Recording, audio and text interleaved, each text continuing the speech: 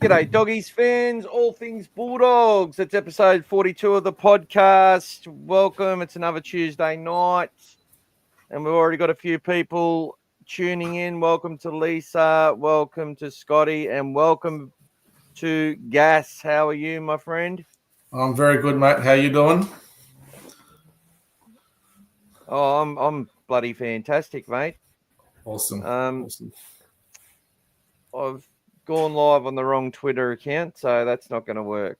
Okay.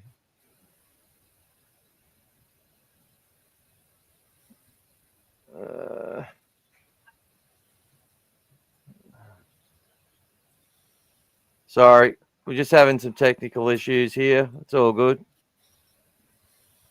It's all good. So how have you been, buddy? What's been happening?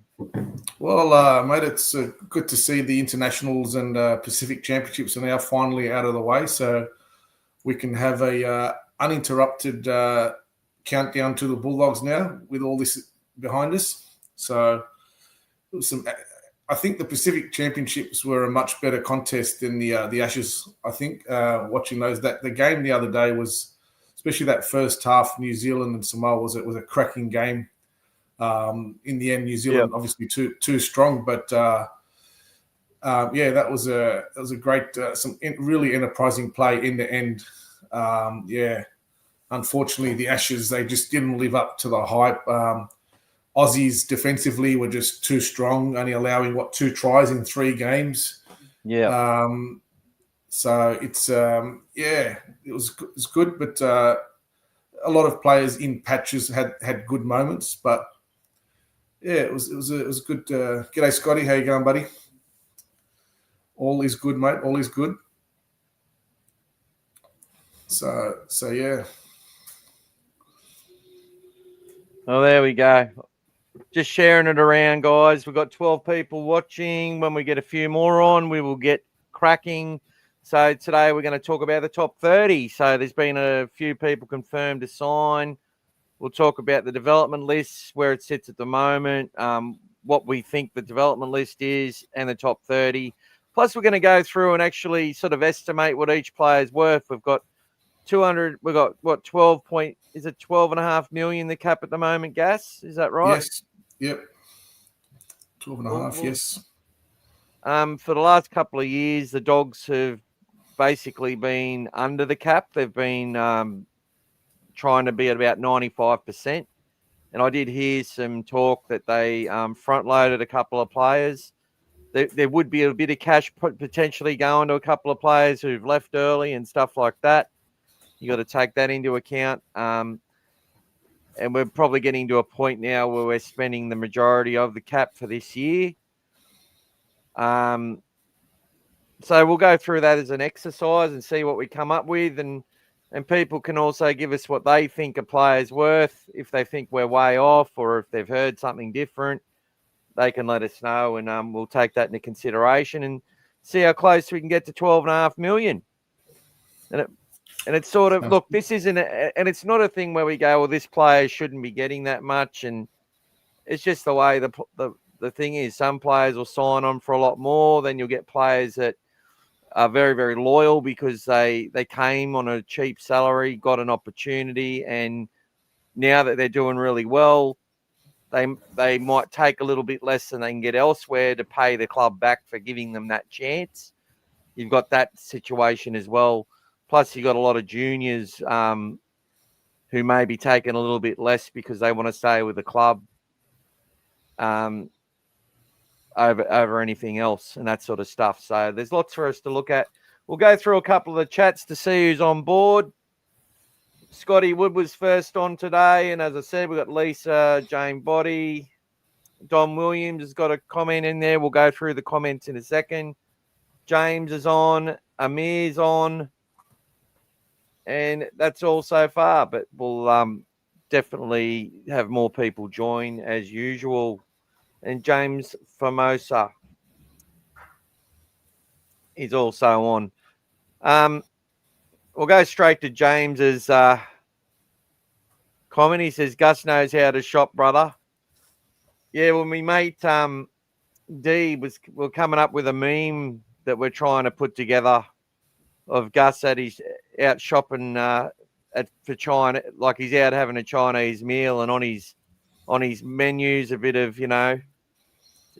Tino's sold out and is a bit overpriced anyway, the waiter reckons, and he's never tried the Galvin special before, never heard of it.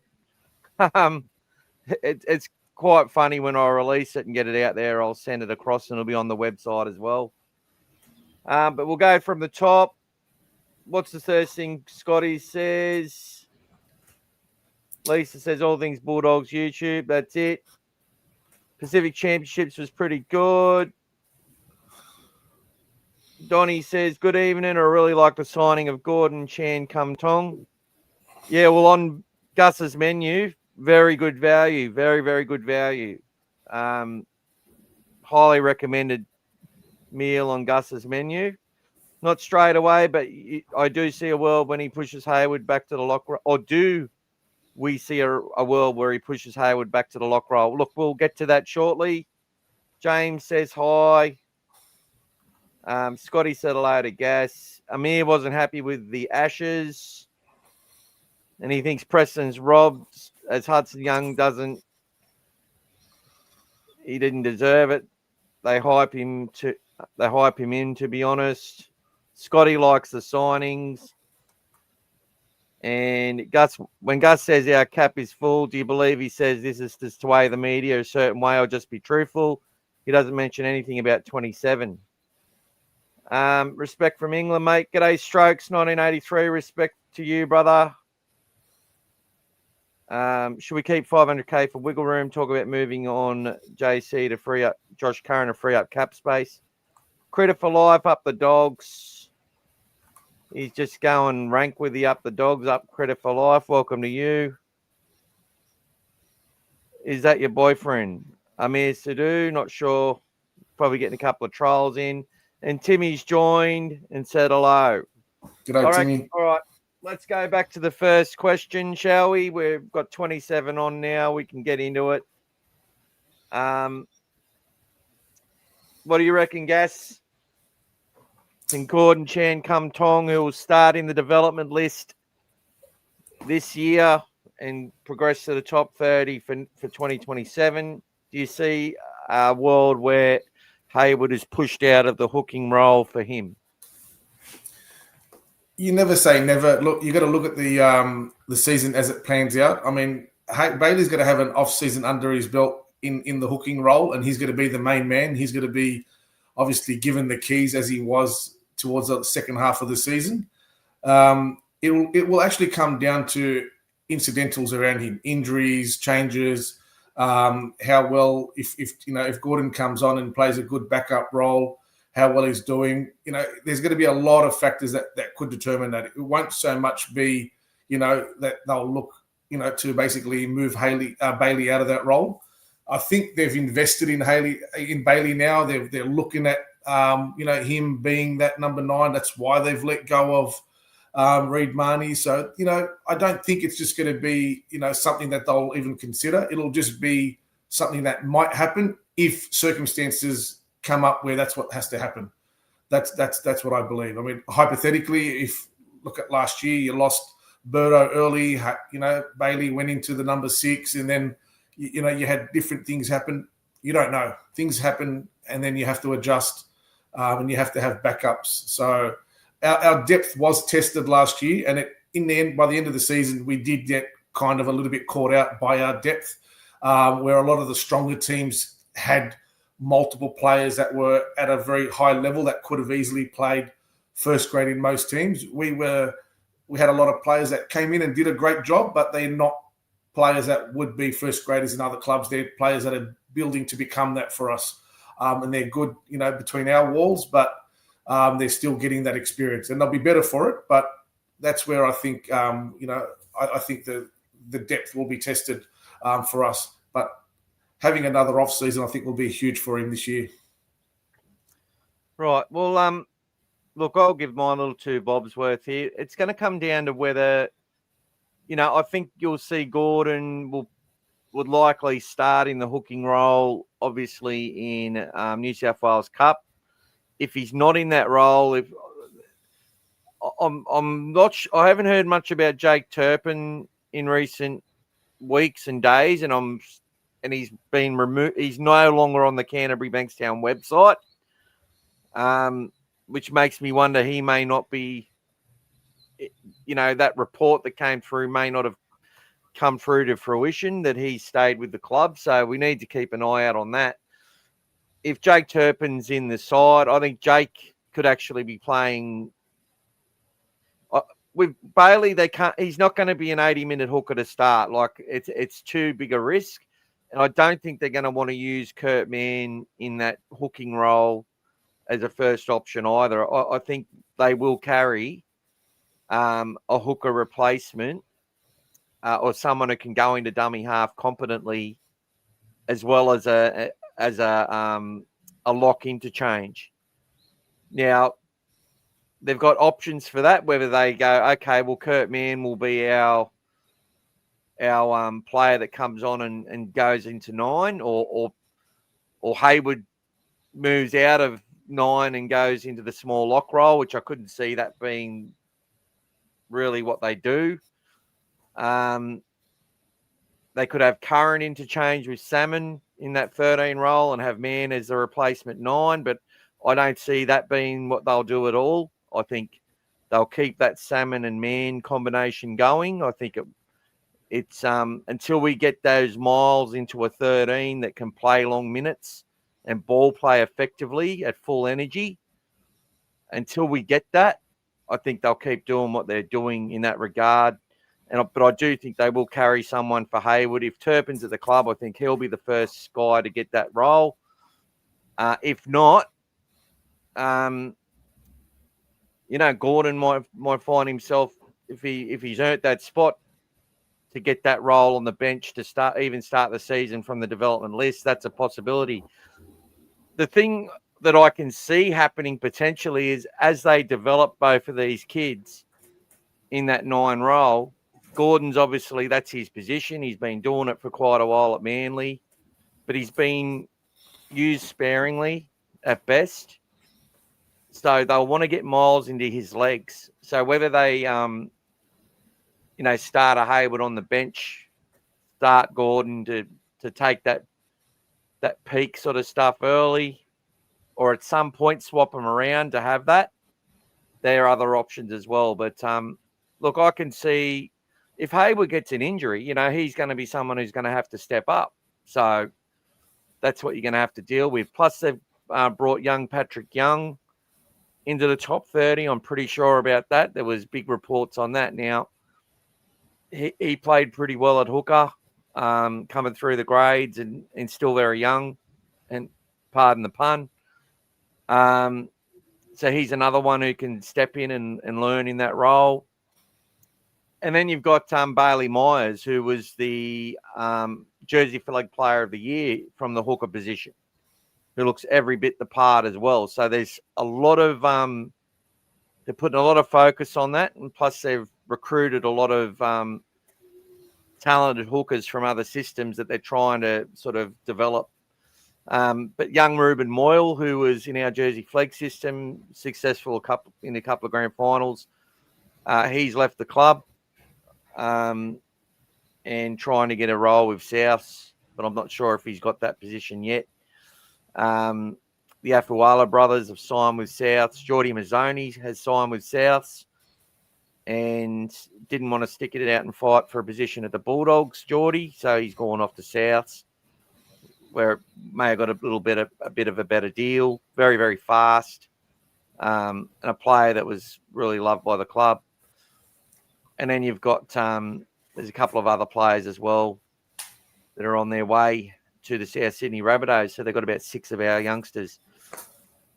So look, for the balance of the team, if we lose a Kurt Mann to injury, or and they're not satisfied with any of the other locks, in the top 30 or supplementary list that they can use, they may have to move Bailey into that role for the benefit of the team and put someone else in the hooking position. So look, it'll all come clearer when we see it happen. I'd love to believe I've got all the answers, but lots of options for the team up their sleeve. And until we actually know the final top 30, which we may not even know until like June 29 next year, knowing Gus, it's all going to be speculation, a lot of it. But we tend to get a lot right at All Things Bulldogs. If you listen in, we get it right more than often. All right. Amir wants to talk about the Ashes or not. Look, the Ash.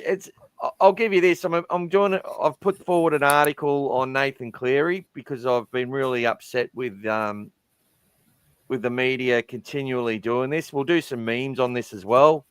Latrell Mitchell every year is hyped to be fitter than he's ever been and ready to dominate the game. And then they tear him down at the same people that build him up. They'll do it with Reece Walsh. He's currently got a free pass at the moment. Bringing an NRL trophy to Murdoch. But the commentary on Nathan Cleary, is Australia the only country where a team can go overseas, play on short fields with no lines on them, no 10 metres, win an Ashes series 3-0 by a combined margin higher than any other Australian side for decades has won by, and not even play that well as, in a pretty tough NRL season? Are we the only country that would then attack our halfback to create controversy when there literally is no controversy over there? Like, is it tall poppy syndrome? What is it? Like, why would we tear Nathan Cleary down? He's not the one who says he's the best halfback in the world. He's not the one who every single coach would pick first in their team. He's not telling them that. It's the media who does that. So why is everyone trying to attack this guy? I don't get it. I don't get it at all. I just think it's disgraceful behaviour by people attacking him after we just won 3-0 in England. It wasn't the best games. We didn't play that well, but Nathan Cleary, I think's proved enough. When he's needed to win a match of rugby league, he'll go out there and win it.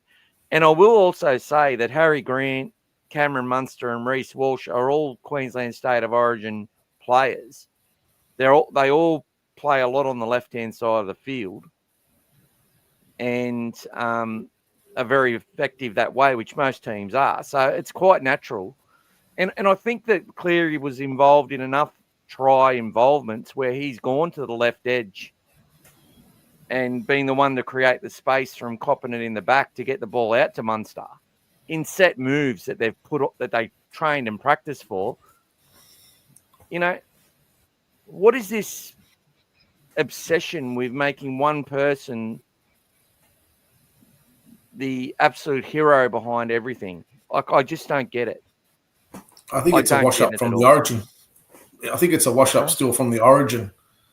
So, because he hasn't dominated at origin level and hasn't won that series outright, they're just picking at something. I mean, you've seen it so many times when he has to deliver in the grand final, when he had to deliver, he stood up. When he has to kick a 40-20, when he has to kick a 40-metre field goal, when he has to do something, he's there. He's always there, and his strike rate is better than most. Exactly. It's not easy. The fact that they won 3-0 and the halfback did his job tells you that he did his job. If he hadn't done his job, the result wouldn't be the same. Because he was it's fair enough if Australia lose to that England side. Correct.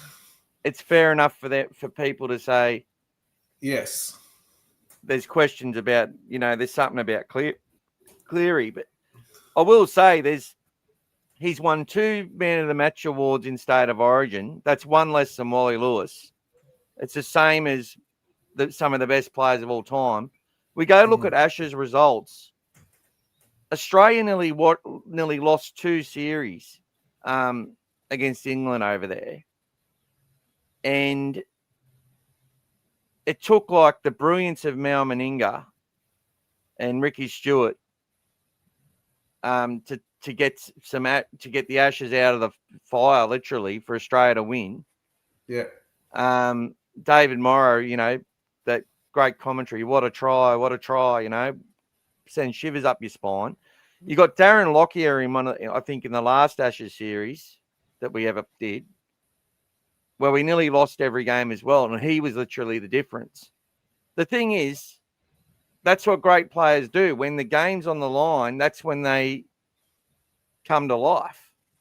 The game wasn't on the line. There was no game on the line against England. They weren't in the contest. Scorelines, what's Paul Creepy Crawley been saying? The scoreline flattered the Aussies. Yeah, he's talking about the clunkiness and the drop balls and all this, and he made out that Cleary did it all. I'm pretty sure Hudson Young and Crichton had about bloody 20 errors between them in 3 matches. It's the end of the long season in the NRL. England's sort of only getting cranking. There's a lot of teams where players were, had their mad Mondays. There's teams that have played till grand final day and they're all tired, They did well, in my opinion. The grand final was 5 weeks ago. Yeah. So it's been a long season, with everything else in between. It's a long time. This is why I thought Kevy should have rotated his team, to be honest. He should have put some fresher legs in there. I know what he's trying to do, and he's probably looking after himself because he's probably got his job on the line irrespective. Don't ask me how, if they're picking him, why his job's on the line straight away. But I know there's a World Cup coming. I'll ask you this, Gas. I'll ask the viewers. How many coaches do you think would have taken the Australian jersey off players that had played in that team and they won those matches? Not many. I don't know. I don't think Mal would have. I think potentially 1 or 2 coaches may have changed 1 or 2 positions for game 1. There could be some debate whether Mal picks a Bradman Best at the centres or picks Shibasaki. I think Shibasaki and another centre might have been in debate for a couple of coaches out there. But I can tell you something about Cleary. Billy Slater would have picked Cleary as his number 7, not Tom Dearden or Mitchell Moses. Mitchell Moses doesn't get a game from any coach in the competition. Cleary's the first one picked. And, people attacking Kevy on this. He picked combinations. He picked combinations from the winning Origin side, from the winning grand final side, all normal selections based on recency bias, based on state of origin result.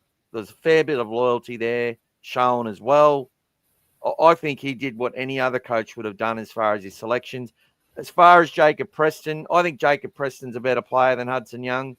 I think he's a better player than Angus Crichton. But no coach is picking Preston above those 2 players, in my opinion, based on the seasons that those 2 players had. They had good seasons. They played pretty well in Origin. I think Preston's better than all of them, but I can understand why he wasn't picked. I wanted him to be picked. I was praying he would be picked, but he didn't get picked. But he's having a long off-season holiday now. He's got to go over there and hang with some pretty cool players and learn some stuff from another coach. And I'll tell you what, people put a lot of shit on Kevin Walters, but what they won't tell you is how influential he was in coming up with plays. Wayne Bennett didn't create all the plays out there. Like, he used his brains trust. And while Kevy's a bit of a weirdo sometimes, the Broncos own the out-the-back play for the fullback. That was their move. That they brought that into the competition. That wasn't a Canterbury thing or a New South Wales thing. That was a Queensland Broncos thing. They were the first one to execute it brilliantly. They were probably the first team to bring really massive wingers into the comp as well. They pioneered a lot of stuff. And I'll tell you what, Kevy Walters has got his DNA all over that sort of stuff in that system. So he's got a lot of knowledge, and I reckon it would have been of a great benefit to many players on that tour. Just my thoughts. Sometimes when you're too nice, sometimes people can pick on you. Exactly.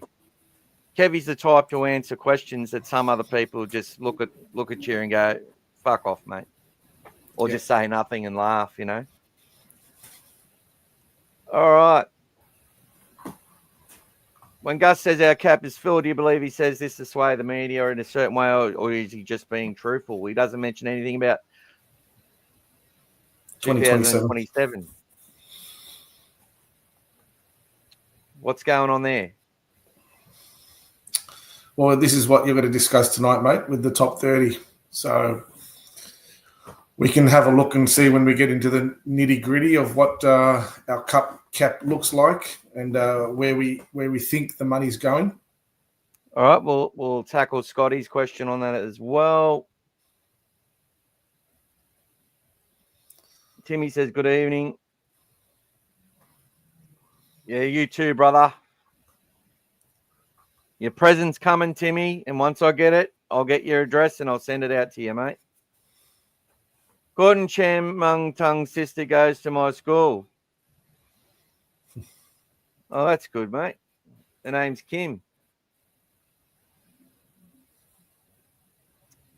Jane says Fletcher Baker's a big boy. Yeah, I think he's about 107 kilos, something like that.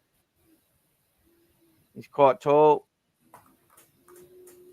Gus says he's never met Tino. He probably never will. Gus doesn't rate him. He says he's overpriced. Yep. G'day, Margus. Welcome. Yeah, rugby league in Australia, brother. G'day, son. Aki. G'day, mate.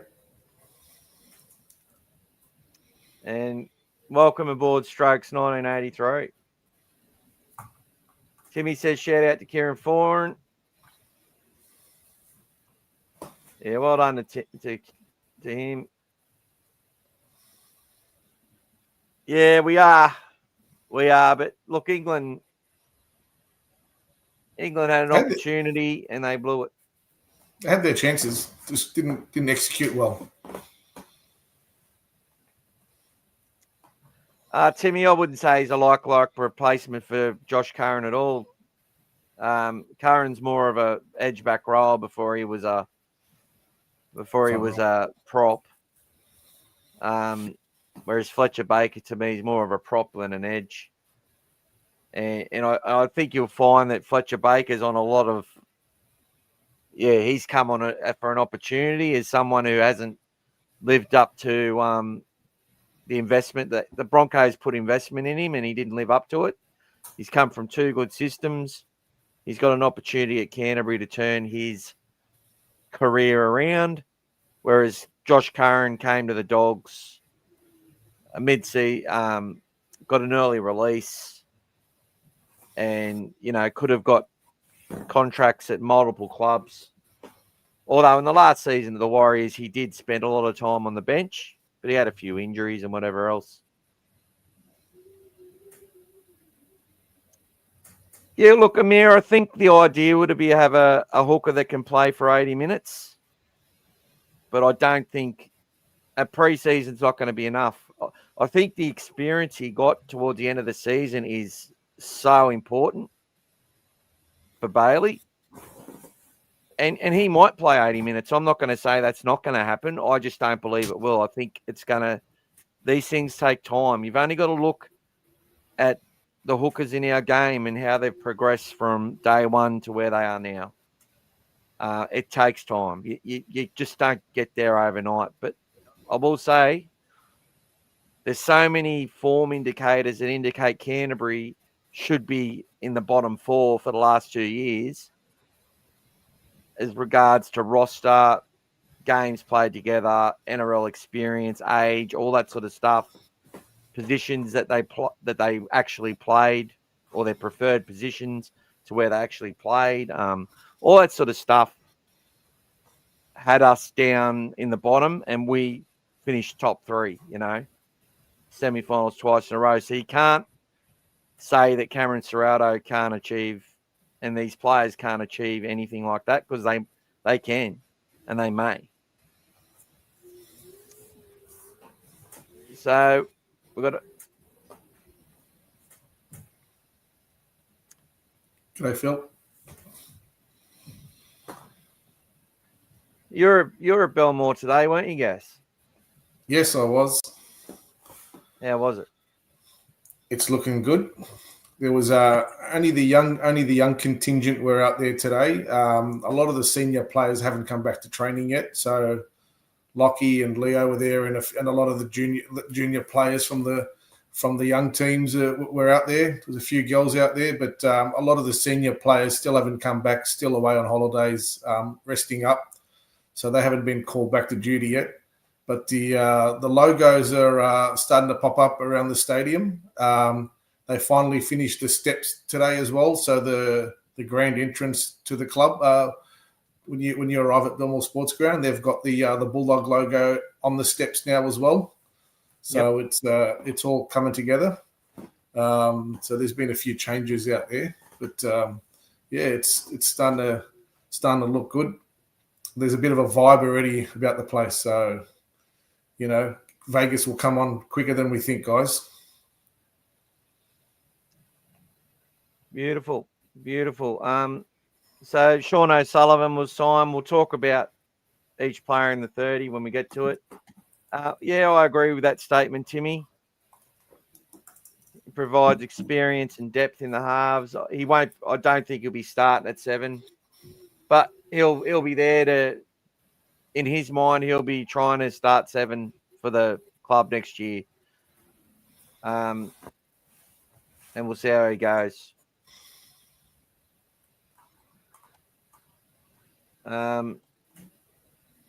Scotty says, agree about the tall poppy syndrome. Timmy says, well, I was surprised Walsh didn't get player of the series. I definitely shouldn't have got player of the series, in my opinion. His second game was he was exposed plenty of times in his immaturity in defence, which, if you get it right, it's great. But people are going to work him out. Okay? And we could have lost that match. He got sent off to the sin bin, in trying to show desperation. But this is what I mean. He can come up with these overkill plays still. And God help us all when when he gets it right most of the time and gets way more consistent, he will win player of the match more often than not. Like, he's got that speed and ability, but to me, he was quite poor in game 2. And he gets 2 tries in game 3. Opportunistic ones. Honestly, it wasn't hard for him. And look, if Kalen Ponga, James Tedesco, a fit Dylan Edwards, even Connor Tracy, in my opinion, if AJ Brimson was playing for the Australian side, in some of those kick chases and stuff, all those fullbacks would have pulled England apart, in my opinion, and backed themselves. Like, I'm not talking Reece Walsh down at all. I'm just saying I'm talking England down here more so. I don't think he was player of the series. I think Munster was good enough to call player of the series. In my opinion, Jacob Preston off the without playing still played better than everyone else. So go the Dragons. Welcome to you. Thanks for the view. Thanks for the click. Thanks for the comment. Like and subscribe. Because I'll tell you what, if you want to ask me a question about the Dragons, happy to answer it. Why do you always expect Nathan to dominate a game? Exactly. Hey, if Cleary is to get some love from the Doggies fans, he needs to become a dog. I think you just got to call things out as you see it, but I get it. You know, when we play him, I want him to break his leg. Seriously, I don't care. But got to call a spade a spade. And I'm not giving him love. I'm just not giving him hate. And there's a big difference. He's very solid in defence. Boys, why did we sign Fletcher Baker? Didn't fire a fart at the Broncos. Well, he's on a development list, Mughuss. Development list. Now, he's a big boy. He's obviously met Gus. His managers rang up looking for an opportunity. And Gus has said, look, we'll give you, 85 grand or whatever it is.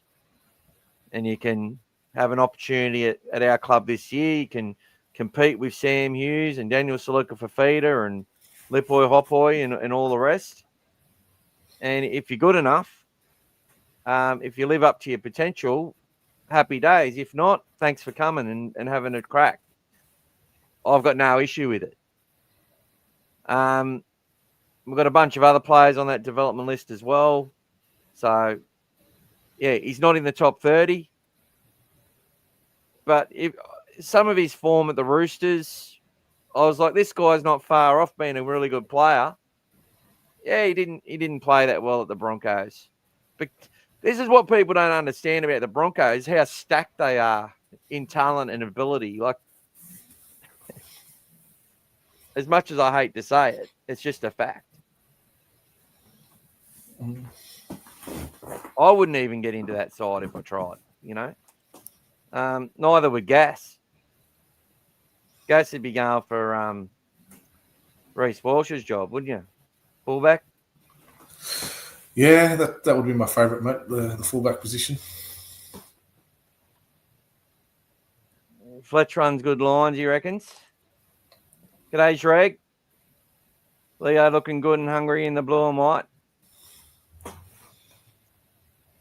Thompson's video gave you goosebumps. Was that the one today, the interview, or the one that I did on him? He's already talking about a premiership, Leo, as well, a couple of times. And he's looking forward to playing in front of us crowd as well on his side. He's a man of few words, Gas. He's a man of few words, and I don't mind that. I think that,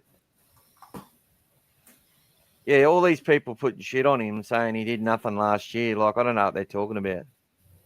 I don't know what they're talking about. You know, in my opinion, I don't know. There's some players out there in the forwards getting paid $1 million a year who don't do half as much as he does. And I think he was on 300 grand at the Knights. G'day, James. Bert needs a few more meals at Elements Brasserie. Can you see him as a 13 and Woods as a 7? Nice shout out to Elements Brasserie. Where's that? Have you been there, Gas? That's probably in the Canterbury Leagues Club, I reckon. Oh, you reckon? Yeah, that's a loaded question. I don't know, mate. Bertoon, I don't know where he'll be. I reckon he'll be in the 6. But look, there's some people who've got a theory that if you're way over 94 kilos, you shouldn't be in the back line, in the spine. So I think he weighs about 94, 95. Is he probably in a bit of a Scott Hill mould, maybe? Yeah, a little bit. Look, I think he's as big as Daly or Fittler. There's no reason why he couldn't play at 13, but look to me, Burton's the perfect origin player at 6 because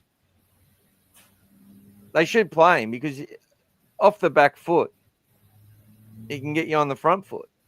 Yeah. And he's a better runner than Moses or Cleary. He's a better runner than both of them. and he got that kick, and it's not like he can't do the short kicks either. Like how many he got with that O'Carr, he'd be just getting try assist after try assist. He'd go just as good as any of them. Yep, I agree. Yeah, look, Woods will come in when Woods is dominant, when he's dominating New South Wales Cup, and he's undeniable, and he can come into first grade, make his tackles, execute under the pressure of NRL. So he's got to do all that. This is what I mean. Like, to me, Mitchell Woods isn't even in the discussion until he gets picked, until he gets a few opportunities to see what he can do. But he's not going to solve it. If we have any problems with our season, he's not going to solve it, in my opinion. The people who need to solve it are the people that are there already. The experienced players, the ones that are going to create and give him the time and the space to do what he's got to do. That's who's going to solve it. And that's what I want to see. That's why I'm so, so much anticipation about Leo having that extra big boy who can play longer minutes and what that can do for our whole club, for our whole game plan, and for when we bring players like Mitch Woods into the side, because they're going to need a platform. The last thing you want is Mitch Woods, trying to organise the team off our own line, every time he's playing. Go back to 2021, 2020. No thanks. You wouldn't want that for anyone. Peter Finker's got a good question there. What do you reckon? Well, if he plays the way he did this year, I can't see why not. He's only getting better and better in my eyes, still. He's fresh. He's got a lot of injuries. Yep. And we keep saying it. You take your fullback out of your side. Don't let him train for 2 weeks. It's going to set your season back. And it did. You take your captain out of your side. Yeah, I'd just like to see how the Broncos go without Reece Walsh, how the Storm would have went without Munster. Take Cleary out of the Panthers. How many of those teams win the comp? Do they win the comp with any of those players missing? Yeah, people talk about Canterbury having a shit end of season because of Galvin and chopping and changing. Burton at centre for 3 weeks in a row and no Critter in the last 2 games, basically. Look, how are you supposed to win? How are you supposed to win when you're lacking a bit of depth as well? Yeah. Give us Critter back. Take one of those players out of any team that we have to play, and I reckon they struggle to beat us.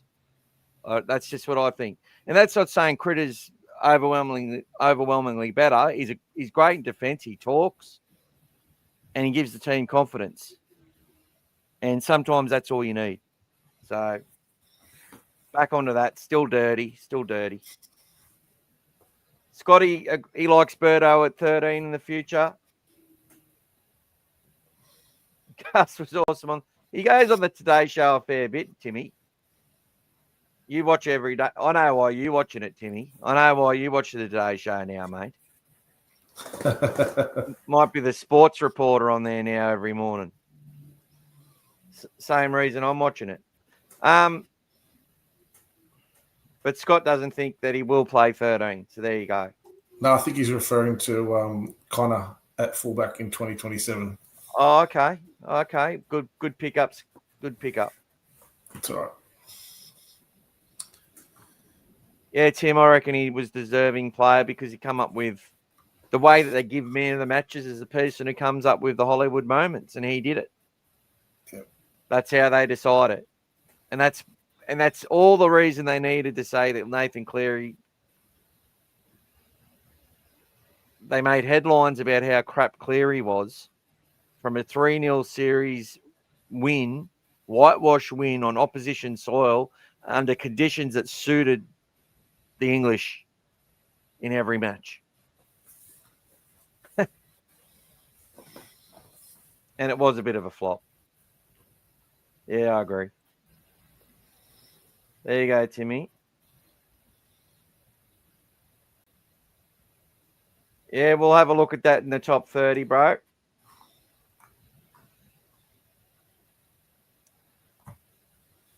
No, I think he's on more than 1,200 a week. So that the 1,200 a week comes into it. So what's that work out of a year? I'd say Jordan, he'd be on a minimum. He'd be on 85 grand a year as a minimum, because he's actually come out of the top 30 at Manly. So it's a bit hard to come and sort of play for less and then play for more. He's sort of taken he's on more than 1,200 a week. He'd be definitely on the minimum 85 grand.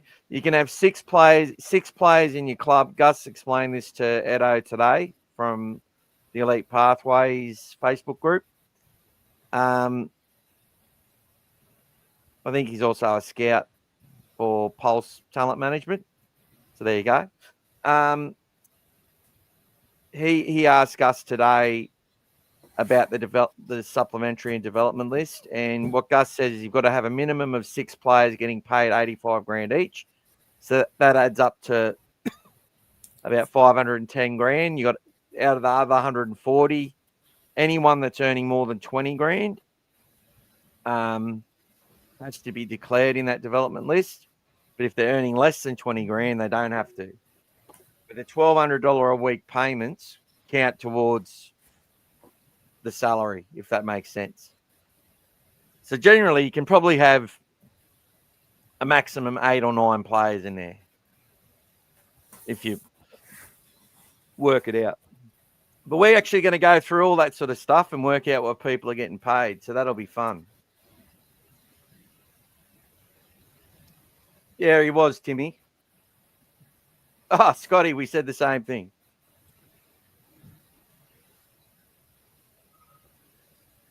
Oh, it's on Canterbury Road, Belmore. What's it called again? Elements Brasserie. You'll have to go there, Gas. Muggas goes to all of these places, doesn't he? I think Muggas is Gus. There you go. It's Gus. Me and you, Gus. Me, you, Gus. No, it's me, you, Gus. Me, you, and Gus. That's where he goes for these Chinese meals. Maybe he gets Muggas after he eats. I don't know. Yeah, we will, Scotty. Look, that's why the Roosters have spent a lot of cap on their youth, and we have as well. So, what do you reckon, Gaston? Do you reckon we go and get into this top 30? Let's have a look, mate. I think we're up to date. Gaston, sorry. I like calling you Gaston. It's all right, mate. Gas is good. I'm hopeless. You want to do it? You can get started, mate. Let's go. You got to bring it up. All right. I think Scotty's mentioning we're going to lose a few players to Perth and PNG. I think a lot of teams will, mate. Timmy wants to go to Dynasty for a feed together. No worries, Timmy. All righty. So, what do you reckon Bronson Cherry is? What do you reckon his salary is, Gas? Per year. And we're only talking about 2026. He'd be between 3 and 4. All right. Well, I'm going to keep count on my calculator. So 350, we'll say. Yep. All right, Bailey Hayward, what's he on? Bailey probably about. Bailey would probably be about the same thing, I think. All right, let's go 350. Connor Tracy. He'd be probably around the 400, 450 mark. Yep, I reckon that. 450, we'll say. Daniel Saluka for feeder. He'd probably be about a 250. Yeah, I'd agree with that. And Ari Tawala. Probably 180 to 200, probably tops. 200, I reckon. Who else? Pinal Latu. The fresh signing, probably on about at least 300 to 350, I'd say. Well, I think he was getting offered like 400 by the Knights. So I reckon 325 to 350. Let's say 325. Harry Hayes. Undervalued. I probably think he's probably about 250, 300, but probably will be worth a lot more very soon. 275, but gets an early upgrade, you reckon? Yep, I think so. And look, once we get through, if we get through the top 30 guys and we're sitting on about $1 million under, well, we can go and add an extra 50 here and there to other players. You know what I mean? Jacob Kiraz. He'd be minimum 400, probably as a winger, slash centre, probably 450 tops. I reckon he'd be in that region. All right, let's go 425. Jacob Preston. Preston's another one who's probably going to be due for a pay increase. I think he'd be probably around that 400 mark, but he'd be someone that, could demand a lot more very soon. As soon as he starts playing a few more rep games, he's going to blow up.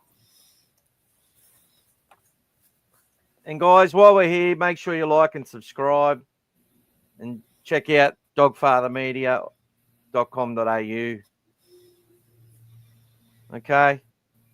Got some advertisers on there now. If you're in Queensland, want some cupcakes, go to the Cupcake Parlour. And we'll have some plasterers down south of Nowra that'll be able to help you on the website soon. Where are we up to? Jamin Salmon. What do you reckon he's on? Salmon will probably be between about at 275 mark to 300 mark potentially. Yeah, well, he started on 250. I reckon he got an upgrade. So let's go 280. Okay. Just to make it a bit different. Now, I don't know if Jake Turpin's here or not, but let's say he's in the side.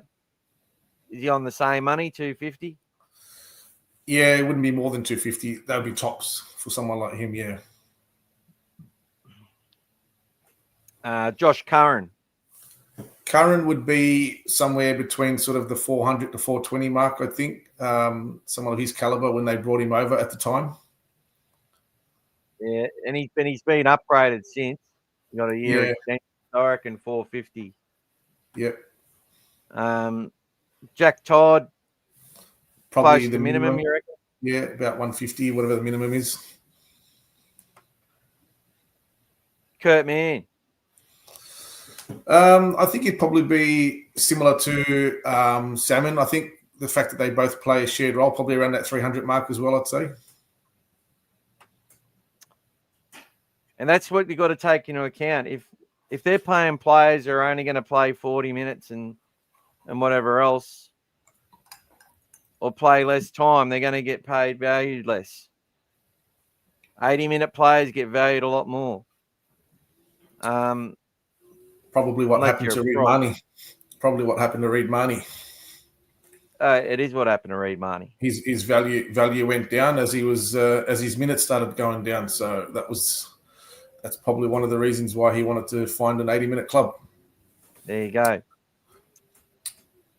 So we're up to Cade Dykes. I think he'd be slightly above minimum, maybe that 175, 200 mark. Someone who's 200. An opportunity. Someone who could be, for me, he could be the dark horse of the year. What was Lachlan Galvin on? Was it 650? I think he's probably going to be up to 750 next year, though. I think for next year. I think he was going to be at about that 700, 750 mark. Year 2. Leo Thompson, what is it, 825? Thereabouts, yeah. Which was, I think, less than what he could have got elsewhere when he signed with us. Yeah, he was offered over 900 and an extra year at Canberra, so yeah, to come home. Lip Boy, Hot Boy, I reckon he's on minimum. Yeah, but I think that's probably undervalued for him as well. I think, he's the kind of player that he hasn't let us down, very rarely when he's played. So, probably that 150 mark, but he could easily see an upgrade if he can get some minutes and continue his rise. What about Montoya? I think Montoya is probably getting more than 250.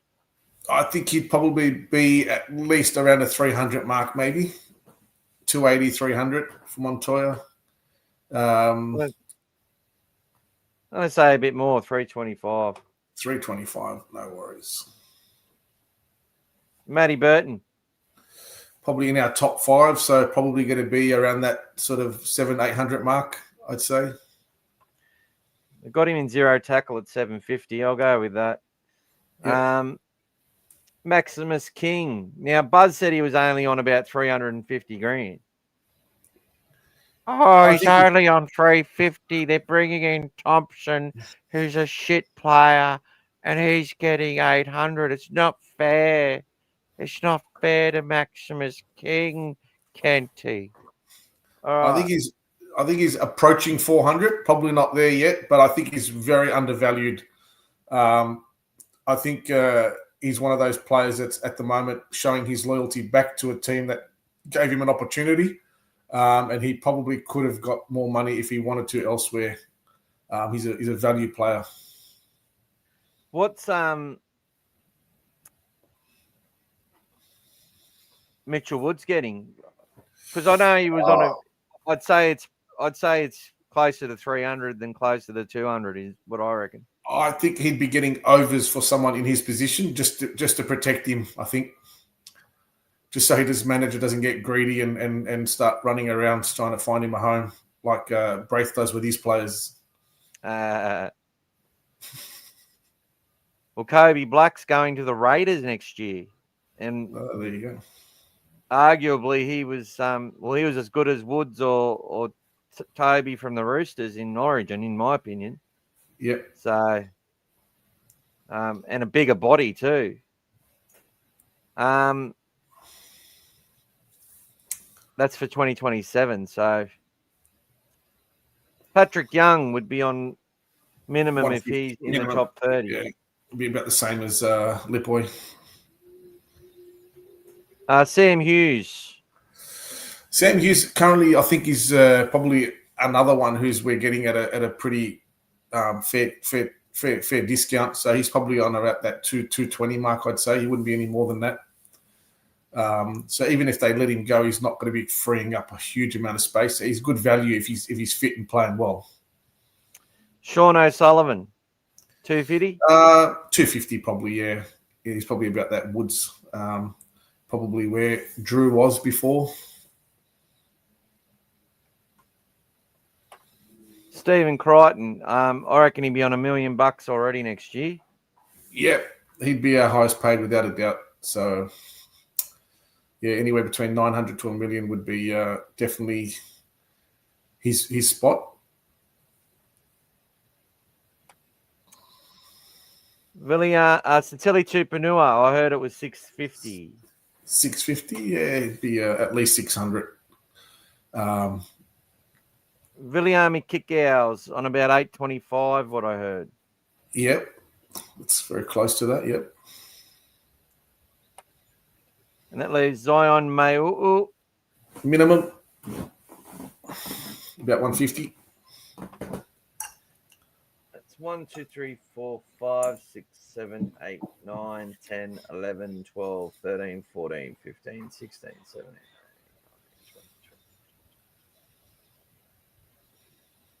That's 29 players. And Gordon. we've got a total of 11.375 million. There you go. So that leaves us 1.2 under with a player yet to sign. So look, I think you can probably add 50 grand to Bronson Cherry. I think you can add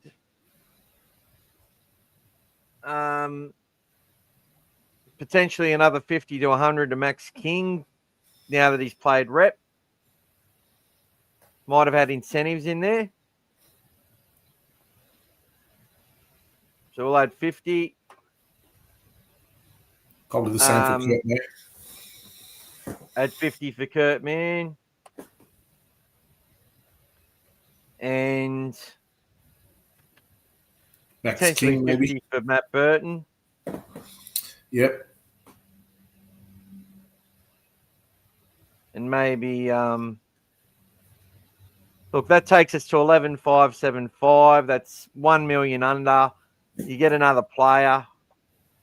They can front load or whatever. I think they might be a bit closer than that. I think that potentially players like Todd might have a few more dollars in the bank. Preston may be getting another 50 grand. I reckon we'll add another 50 for Presto. The fact that he's played for Australia, he's probably got to be upgraded as well, or he's been selected. And maybe even a Mitchell Woods is getting another 50. So look, 11.7 makes you 800 grand under with another player to get to sign. That would bring you to 95% of your cap pretty much.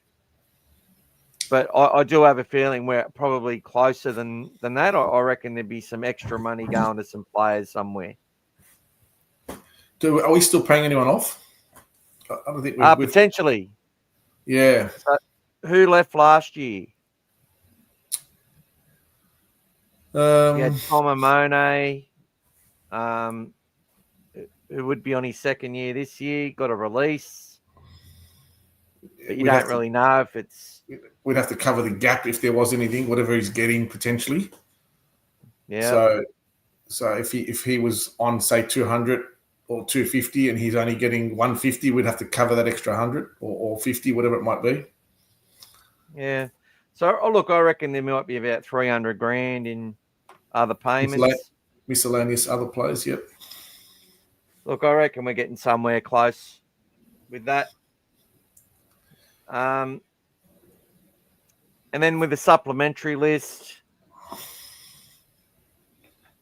listed here, we've got Cassius Tia, Danny Gabriel. Not sure if Gabriel is still in the top in that list. You know, some players aren't full-time training or can't, or they're not sure if they're going to. So there's players like that. Hopefully Jonathan Sewer's still at the club. I haven't heard or seen much. So Jethro Renikama's in our development list. So maybe because we're getting dispensation for him, they can have these other 8 players. So you got Josiah Alatini, who was extended for the development list this year. I think Sewer's on development this year. They've added 2 more. I think Cassius got extended for this year as well. Logan. And there's another one that's supposed to be in there that's not at the moment, but will be updated, I believe, is AJ Jones. I'm pretty sure he's in the supplementary list this year.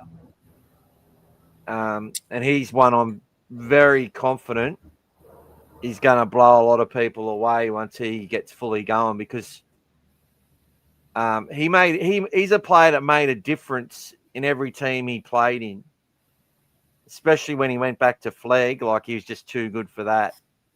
Played a bit of Ron Massey, too good for that. Played New South Wales Cup, looked like he belonged. So he's another one that's in the running there. And Jack Underhill goes in the top 30 next year, but he'll be eligible from now. Yeah, so it's looking pretty good. I just got a feeling that Turpin might not be in that team now. Scott mentions that we are probably maybe paying for some of Sutton's money as well, potentially. He did leave a bit early. Potentially. Potentially. That's a good one. Mm. All right. So, look, I think we covered. Mark Haas reckon Lipoy's getting at least 220. Scotty thinks Birdo's on 850. Could be. Max King's upgraded. Should be on 400. I think we're pretty close. David was happy with the Buzz impersonation. Oh, thanks, David. You're a good bloke, David. Now, David, what's your name again, David? David Miller. Oh, David, that David. When did we meet, Dave? Did we used to know each other, David?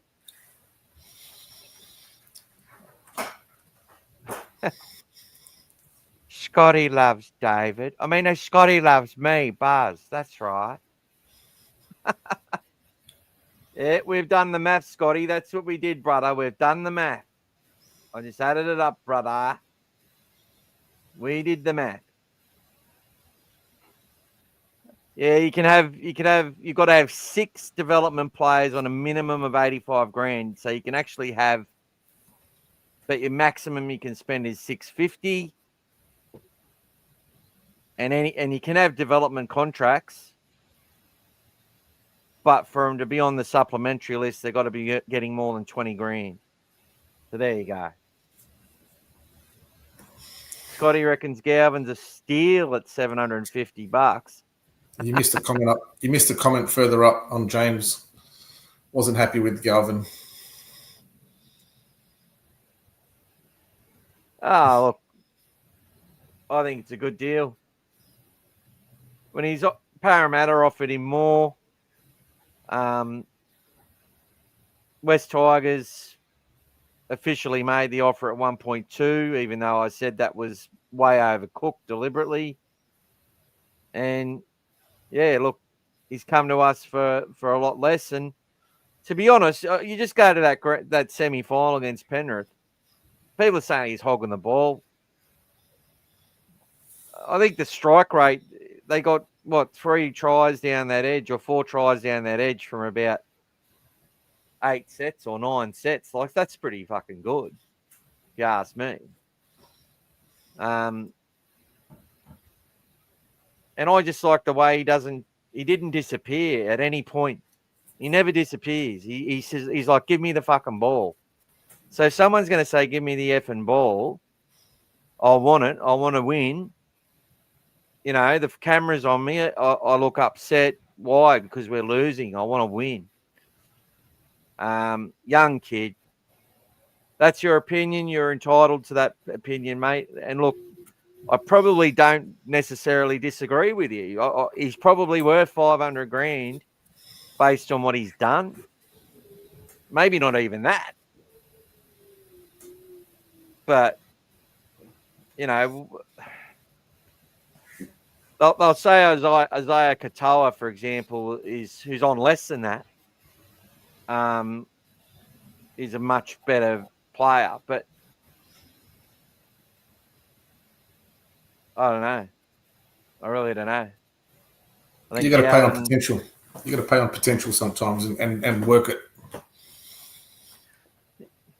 And look, if it doesn't work out, Gus will just work out another way for the kid to do something else. Like, that's just how it goes.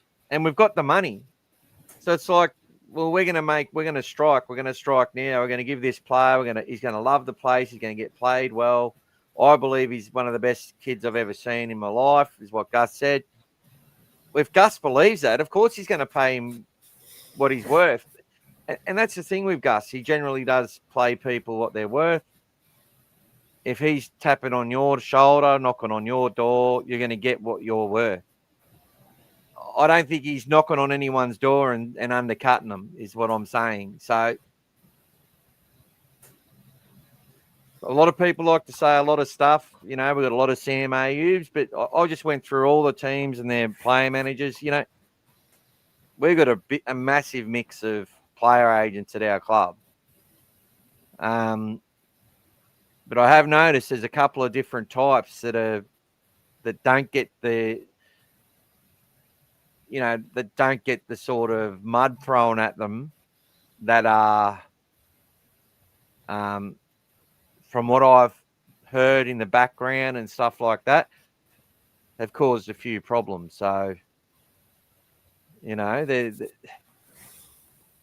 think some player managers are like normal human beings. They'll work well with some CEOs and not others. They'll have good conversations with one club, but the next club they might clash a little bit with the person they're dealing with. It's just the nature of the beast. You don't always get what you want. I still don't think sometimes you may get what you need. I still don't think Galvin was signed for 2025 anyway.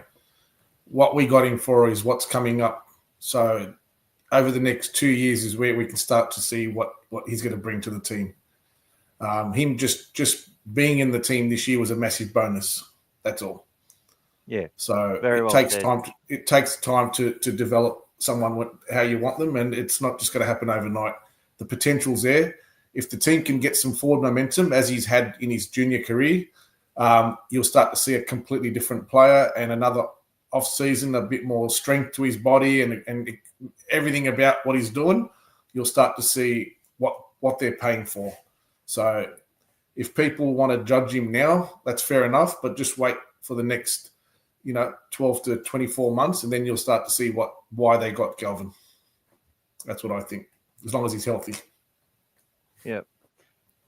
So Scotty says that Moses and John Curry are pretty close, I heard. Look, I would say that if people knew Isaac Moses, many people have a good opinion of him. There's some people who don't through business reasons, but and he's definitely made done some things which I wouldn't approve of when he was younger. But from all reports, he's a real gentleman who takes a massive interest in the people that he represents, and they have nothing but good things to say about him. Like, there's not too many players out there who cut ties with him.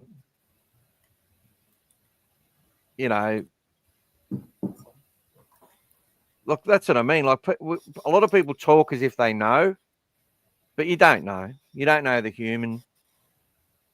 And look, I would suggest that our chairman or vice chairman probably does have a good relationship with him, because he's got a lot of good relationships. It's like Gus has a great relationship with Sam Ayub, and his son Liam is a talent scout for the Bulldogs. Now, that doesn't mean Liam's just going to bring Ayub players to Canterbury. In fact, we've seen quite a few leave in recent seasons. Reid Marnie being the headline of the Ayub clients. I think Ganari Tuala is an Isaac Moses. We've now got Galvin. Kurt Mann was like the first one in our team. So I think we might have 3 or 4 that are through Moses. I think O'Sullivan might be with Moses as well. So we might have 3 or 4, and Adam O'Brien, an assistant coach. But that's all right. Like, West Tigers have got someone who's got 9. I forget his name. He's got a weird Mario Kaltak or something. Tartak. I think he's got 9 at the West Tigers. Well, he did have. Thanks, brother. And don't forget, Moses has got a massive team of people in his stable as well. When I say team, people that he works with, not that he manages. And a lot of them are the ones working with these players, not just Moses himself. He's got a big team of people that work with him, that look after his stable. And that's why it's important as well. It's not just Moses that does everything. You can't have that size and have one man looking after it. He's got a lot of people assisting him, and they're all working together to bring the best, like you said, to each player and each person that they represent and coach, etc. Hence Well, he's why got someone European footballers as well too, Gas. Yep. So, there you go. Donnie says, what position does AJ Jones play? He can play middle or edge, mate. Has the long hair, big, broad shoulders, absolute dominant. Not get excited. Like, hopefully he's training with the top 30 this year. Because he's one to get excited by, and he's another one that Gus mentioned. He really likes him. You think he's so Gus has mentioned Jack Todd, Jacob Preston, and AJ Jones in the last 3 years. So that's sort of become a thing now. Gus, who's the player to watch for 2026? Because the ones he names generally are pretty good and make a good impression. Timmy's asked about Sasai Alatini. I'm pretty sure he's on the development list. He got extended last year with Cassius Tia, so I expect those guys will be having a big season for the Bulldogs this year.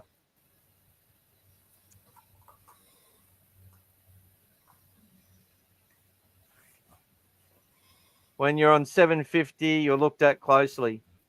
Yeah, I get that, James, but it doesn't justify the way they went about it. You know, look, if Braithen Astor does his thing and they have their discussion on Galvin and they give their points of view, no problem. But then to make it a 90 Galvin 360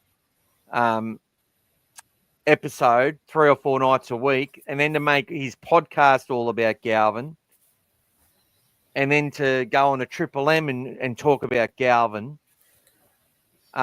And now he's like talking about Isaac Moses trying to get Buller to leave West Tigers so that Moses can get paid money. You know, he just needs to shut up for a bit. Just look, he swears black and blue that he's just doing his job. And maybe he believes that. And I believe that 90%. But it's fair to ask questions of him when he's asking questions of everyone else in a way which, to me, compromises his positions more so than Gus. I argue with a lot of people about this point. Gus doesn't sit there and tear players down one by one that are play positions that he manages. If he just doesn't do it. The only thing I've heard him say negatively is just give his honest feedback about what Tino, whether he would pay Tino the money that they talked about for the Bears. And he just said that he doesn't believe Latrell Mitchell as a fullback has dominated in the NRL. That's all he's ever said, in my opinion, as negative about players. Whereas you're getting a lot more than that from a guy who manages players, if that makes sense. Do you remember what happened in 2024 with Manly and Schuster? When they actually realised what he was on, they actually harassed it. 360 went crazy with harassing about how he was valued so highly to the point where he fell out of favour and then ended up leaving the club and went to the Rabbitohs last year, like this year. So yeah, when they talking about his weight and yeah, they once they get there, that wasn't sort of looking after the player. That player's not been the same since, and he's had a lot of issues outside of the game as well. But that didn't help all of that. Once they actually realised what he was on at Manly, his whole career changed. They exposed it to the point where they ridiculed it, and they did this. They tried to do the same thing to Galvin last year, and it's still going. I think there was another comment today. They started back on Galvin now that the internationals are over, so it doesn't stop. So it's consistent. It's like you said, click, click, click. That's all they're chasing at the moment. Yeah. So that's why I say any Canterbury Bankstown Bulldogs page group that is posting these Fox articles, fucking boycott them. Seriously. Love to everyone out there, but stop posting them. You don't need to post them. There's enough information that comes from our club. There's enough information from people like myself and independent writers on Zero Tackle most of the time. Like, it's their job to create headlines as well. Like, they do it. There's some clicky stuff there, and I'll provide headlines for some of my stories, and they might change it because they want to get more people to view it, because the headline won't attract enough people because it's not juicy enough. And then they get there and they read the story and it's, oh, okay. But like, we need to flood our groups and our fan places where we get our information with relative information that has context. Fuck the outrage algorithm away from our club. Our club doesn't need it. You know, we get a lot of positive stories from Channel 9, like in the preseason. I always watch who they do stories on as well, because sometimes I think that player might be on their way out. I have this little, I remember they did some stuff on Avarillo the year before, after not only showing one picture of him in preseason, before he started playing centre under Serrato in 23. Last year, they did a little thing with Curtis Moran, and I'm like, oh, yeah, Curtis will be gone. So I'm wondering who is sort of put on show with Channel 9, doing some positive stuff out there in the community or whatever, talking up their game for this year. They might be someone who is sort of the club's helping them and their manager to get himself another gig somewhere else, based on, you know, our balance and whatever else. That might not be what's happening. That's just my take on it. That's just me. That's what I'm perceiving. It could be 100% wrong, but that's just another layer of thought to consider. That's it, Scotty Tartak. Kangaroo Killer.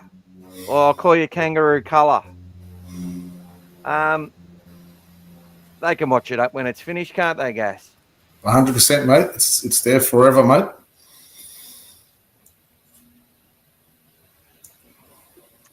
All right, let's stop presenting this.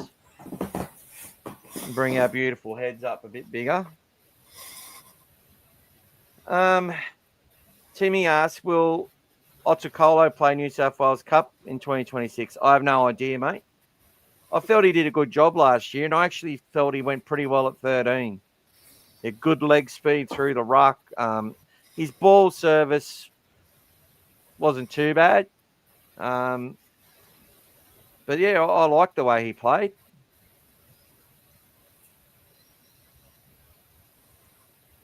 You can read some now. Well, there's only a few there.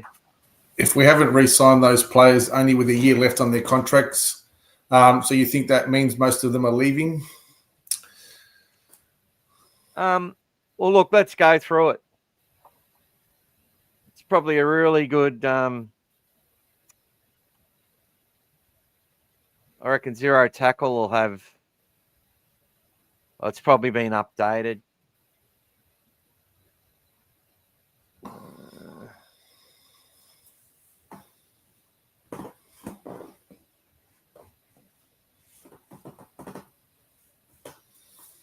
While you're doing that, mate, I posted a interesting stat yesterday for any of those who might have seen it on All Things Bulldogs. Oh, yes. In searching for my statistics that I use for the countdown to Vegas, I uncovered that Daniel Saluka Fafita has the best strike rate for any Bulldog player in history that's played 10 games minimum.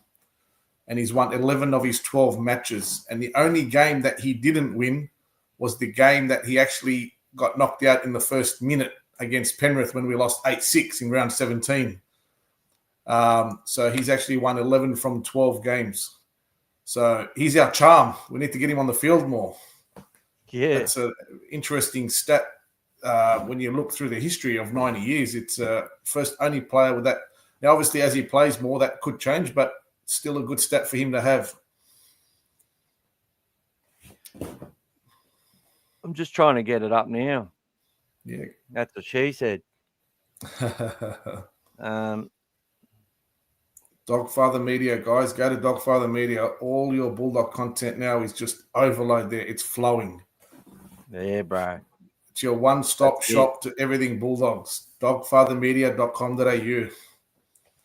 And what you can do, what I did, I just saved it as a page, and you just click on your phone now when you save it, bang, it opens straight in every time. It's amazing. There we go. Oh, thanks for the shout out, brother. So there's Daniel Saluka for feeder.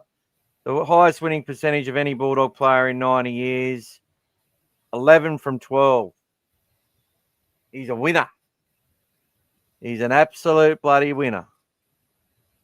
So that's good. And look, guys, the countdown to Vegas, keep an eye on that. You get some history about, 110 days to go. Who scored 110 points? Might get to a point where someone scored 110 tries for the Bulldogs.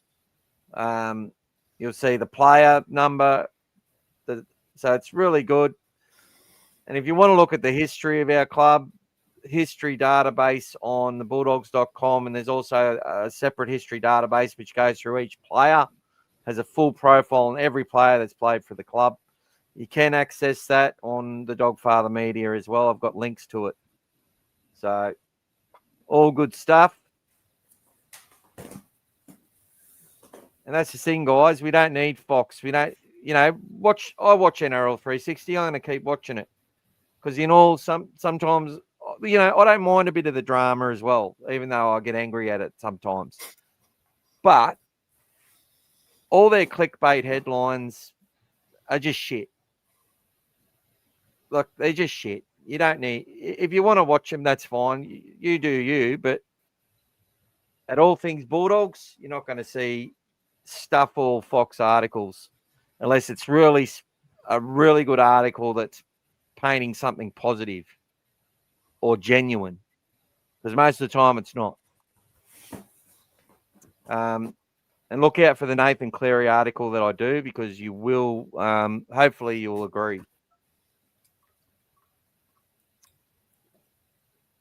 So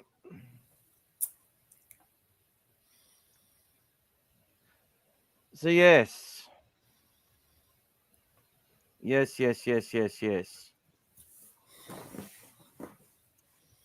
So to answer Donnie's question, majority of players at our club off contract that aren't re-signed before the season starts will be heading elsewhere. That's the nature of it. It doesn't look like, it looks like they've probably got a situation where they'll sign between, 3 and 5 players every year in a mixture of first grade, top 30 and development, which we're seeing this year.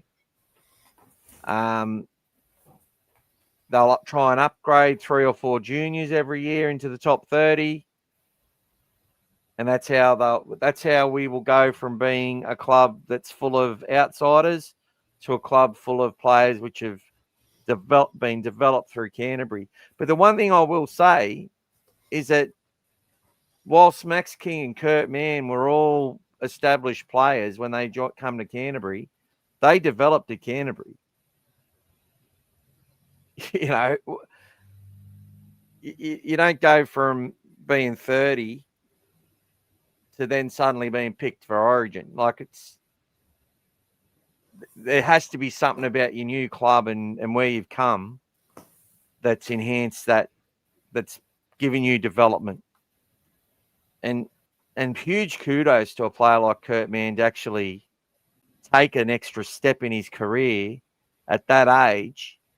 Like it's still young, like it's not old, but at that age in rugby league terms, 32 is just phenomenal.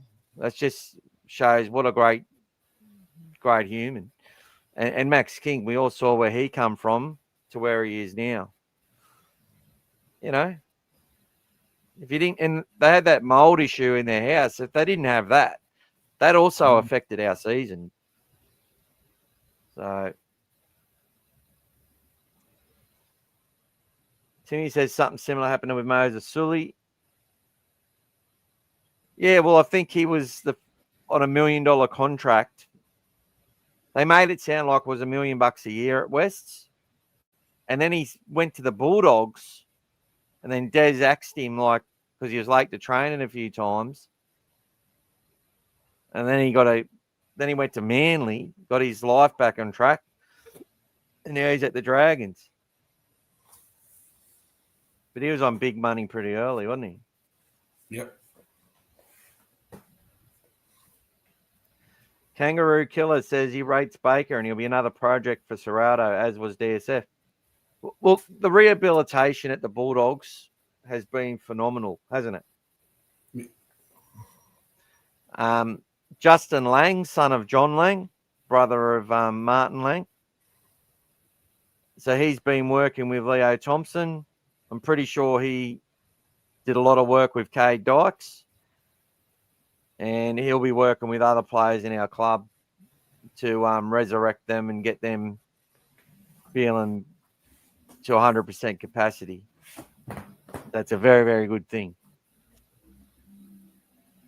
Scotty loves DSF.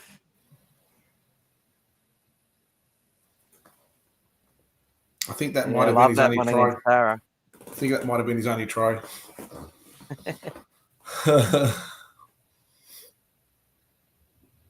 Scotty wants to go to Vegas. So do I. So do I, Scotty. We can beam me up there. Take me. I think we need to ask. We need to ask someone at the club to get us there, mate. What do you reckon? Look, there's a lot of people with deep pockets, mate. They just need to, drop a few coins.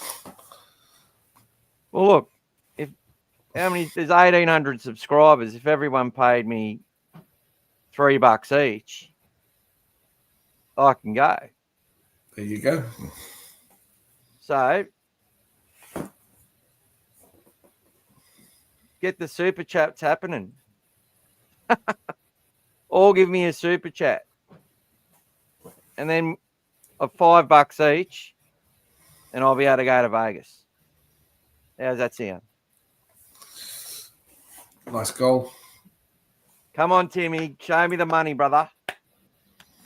Oh, your membership's dropped off, Timmy. You're not a member anymore. What's going on? It's all right, brother. Go back up one, mate. Go back up one, Chad. I shouldn't put you on the. I shouldn't put you on. I shouldn't put you on the spot like that, Timmy. But as mates and friends, we can be honest with each other. Oh, Jamie's watching somewhere, mate. He'll be watching. He'll probably come out if you call. If you build it, he will come. Oh, thanks, Timmy. Champion, bro. And send me your address on Messenger, mate. So when as soon as I get your prize, I will send it. Look, I made this for one of my mates. I'm going to send it to him. For the smokers out there. Zippo. There you go. Oh, I told you Jamie was here. If you build it, if you call him, he will come. He's the best bulldog in the comp. There he is, right there.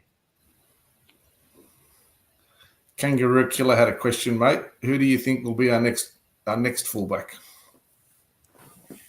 I think our next great fullback will be either Cade Dykes or Stephen Crichton. You've heard it here first. We don't talk about Mark anymore. You don't love us anymore. I don't get along with people who say shit things about players too much. So there you go. But good, he's still a good bloke. He's still a good bloke. We just don't get on. And I miss him too, because look, sometimes he says things which enables me to talk about it and give my opinion. But sometimes it's just, look, Blake Wilson is now the best winger at Manly. So, Scotty reckons it'll be Buller. I reckon Buller should play wing. You got to say it the way the commentator. You got to say Buller the way that the commentator said it at the end of that try, mate. What did he say? The way he was screaming, that reminiscent of the flick pass try when Buller got Buller. What did he? How did he go? You probably... Sorry, everybody. Sorry about that. Can't take me anywhere. That was a good call. That Buller try at the end there. I think the commentator made it that much more exciting. I think it was on Channel 9, that one. Yeah, I don't mind the sometimes the New Zealand commentator when they do their coverage. And I love the guy who does Bar TV Sports, the old fella who does the grand finals for Jersey Flag and that. He loves CJ Uday. He loves saying his name. Haven't seen Elaine for a while. She's been working hard. So yep. And look, guys, we'll be getting well, he said he would do it. We'll be getting young Lewis Grossamy onto the podcast in the coming weeks. I just got to get in contact with him, but he said he'd come on. He represented France overseas, so look forward to that, guys. And I'll be hoping to get another legend on the show. Not a Bulldog, but someone I would have loved to have had the Bulldogs and formed a great combination with the Bulldogs Junior. And he's doing some good stuff, so he said he'd come on as well. So probably having a holiday at the moment, but I'm not into talking and people saying these things are going to happen. But I have reached out to these people and they've said they're happy to come on. And look, I reckon we will get a couple of juniors and up and comers come onto the podcast. It is a big deal for some of them. They're very shy. They're kids, so they may not be live like this, but we'll definitely do a little one-on-one with them. Might bring Gas on as well. Gas on to the podcast, not Gas on. And he can ask some questions as well, because I'm sure he would add a lot to that. That's if you want to, Gas. That's up to you, mate. I haven't even asked you if you would, but I'm sure you would. It's all good, mate. Always happy to help, mate. Or help you do. Keep me in line. Kangaroo Killer. Let's talk about this. Josh Curran. There's probably some questions we may not have got to from that top 30 or as well. We talked about Gordon Chan Kum Tong. Gus. I think we should answer Don first. What do you think about that? Thanks, Scotty. Did you see that? Yeah. Do you think he's being truthful about the media, about the being full and stuff? I think he's probably got it covered in his eyes. So whatever his plans are, I think he's got it covered. So whether it's whatever we valued the players at, whatever potential he's paying out, whatever he's got for the last play, I think he's probably got it covered for that, because you're always going to leave some room in reserve for whatever you need. So there might be a little bit of spare.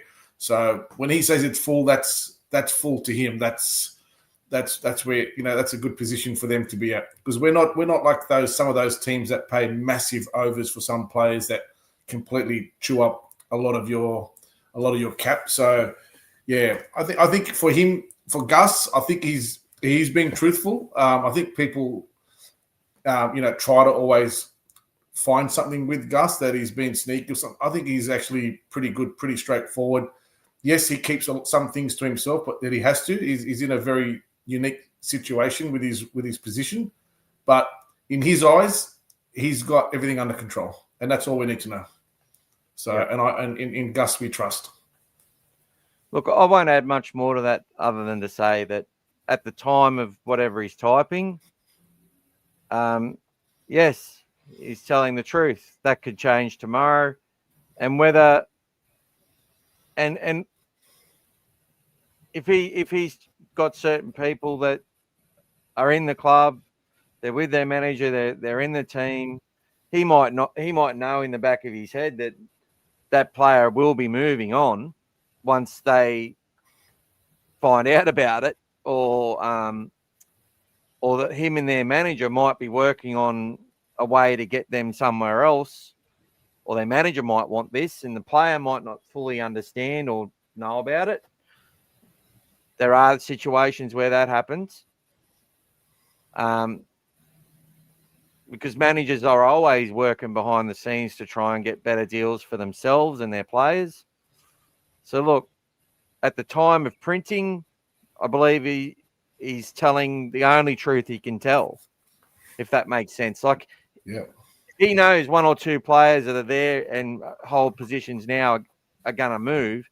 He's not going to say anything about it. Like, he can't. This is what I mean. Like, the whole Galvin circus was just ridiculous.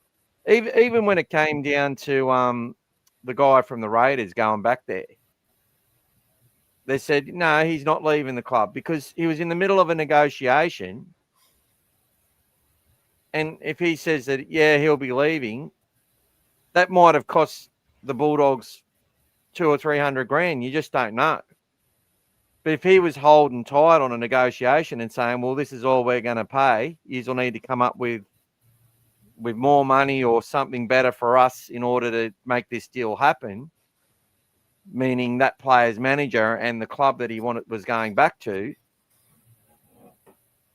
he's going to come out in the media and say, no, he'll be at the Bulldogs. So people can call him a liar or whatever. I think he's learnt some lessons where he doesn't sit there and say, oh, the Dogs are going to win the comp in 5 years and shit like that. He just says, I don't know how long it'll take, but we're going to make sure this club doesn't go 8 years without making the semi-finals and becoming the easy beats and the embarrassment of the competition ever again. And I believe him when he says that. So it's fair to say the word that you can probably use about this industry, this club, it's dynamic for any club. Dynamic. So it's constantly evolving. It's changing. It's like you said, something happens. A manager wants to have a player go somewhere else, release for whatever reason. Bang, you free up 500,000. Whatever. Something happens. It's dynamic. It's constantly evolving for every club, every sport worldwide. It's always a moving chessboard, mate. You just got to keep. You just need to know which ones you want to keep and which ones you don't. So, and look, go with the flow. And you got all these other factors as well. You've got managers who telling their client they can get more here, there, and everywhere else. You got and probably the final point on it. I've just lost my train of thought, so I'll leave it. But you got players that lie to Gus as well about things that might have happened, just before a semi-final that end up costing them their career at the Dogs. Different things happen, mate. It's dynamic. That's what I'll use. So at the time that he was asked that question, that was his answer. That's it.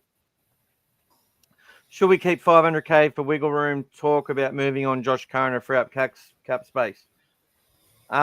Look, I think they might have 500K wiggle room. When we did the maths, we probably had that. But Josh Curran, look, it just made sense mathematically that he would be one that would go if we're going to keep a kick out for another year or two.